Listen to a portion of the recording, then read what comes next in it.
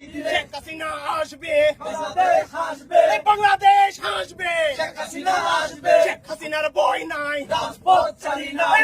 আসসালামু আলাইকুম রহমতুল্লাহ। প্রথমে একটা ভিডিও ক্লিপস আপনারা দেখলেন। প্রিয় দর্শক, ছাত্রলীগ ট্রলারে করে ভ্রমণ করে গিয়ে নদীর মাঝখানে, যেখানে জনগণ নাই, কোনো মানুষ নাই, সেখানে তারা স্লোগান দিচ্ছে শেখ হাসিনার ভয় নাই, স্লোগান দিচ্ছে। অথচ নিজেরা ভয় পেয়ে জনসম্মুখে স্লোগান দিতে ভয় পায়। তারা নদীর মাঝখানে গিয়ে, যেখানে জনশূন্য, কেউ নাই, কেউ শুনবে না, সেখানে স্লোগান দিচ্ছে আর বলতেছে শেখ হাসিনার ভয় নাই। আর শেখ হাসিনা নাকি ফিরে আসবে, বাংলাদেশ নাকি হাসবে। হ্যাঁ, বাংলাদেশ হাসবে। শেখ হাসিনা ফিরে আসলে বাংলাদেশ আসবে। সেটা কিভাবে? শেখ হাসিনাকে ফিরিয়ে আনা হবে। আনার পরে সে যে গুম, খুন, হত্যা এবং এই 17 বছর ধরে মানুষের উপর যে জুলুম নির্যাতন করেছে, এর জন্য তাকে ফাঁসির কাস্টে ঝুলিয়ে যখন মৃত্যুদণ্ড কার্যকর করা হবে, তাকে শাস্তি দেওয়া হবে, তখন দেশের জনগণ হাসবে, অবশ্যই হাসবে। কারণ এই হাসিনা যেভাবে বিডিআর বিদ্রোহ সৃষ্টি করে, যেভাবে আমাদের 58 জন সেনা কর্মকর্তাকে হত্যা করেছে, এরপরে আমাদের জামাতের নেতাদেরকে ফাঁসির কাস্টে ঝুলিয়ে হত্যা করেছে, এরপরে শাপলা চত্বরে যেভাবে মানুষকে হত্যা করেছে রাতের অন্ধকারে, আপনারা দেখেছেন প্রিয় দর্শক। এরপরে রাতের ভোট, দিনের ভোট রাত্রবেলা করে বারবার ক্ষমতায় এসে এই বাংলাদেশে মানুষের উপর জুলুম করেছে। বিএনপি, জামাত, শিবির সহ যত বিরোধী দল ছিল সবার উপরে নির্মম নির্যাতন চালিয়েছে, গুম করেছে, খুন করেছে।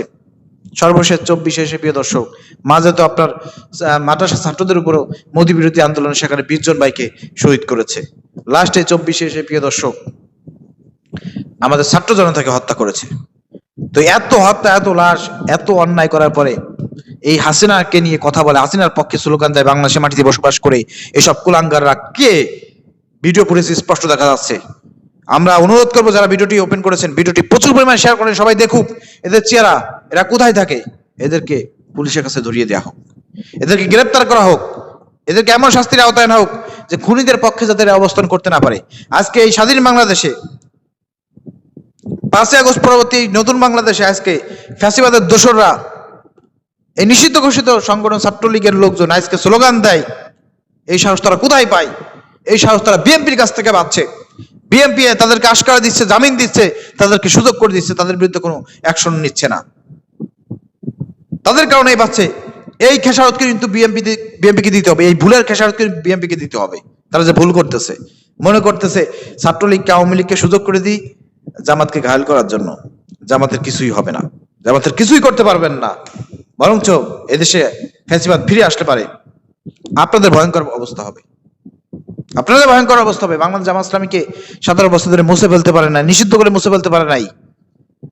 আর তো কি বলবো, ঠিক আছে। অতএব এটা চরম পরিমাণ ভুল করতেছে বিএনপি।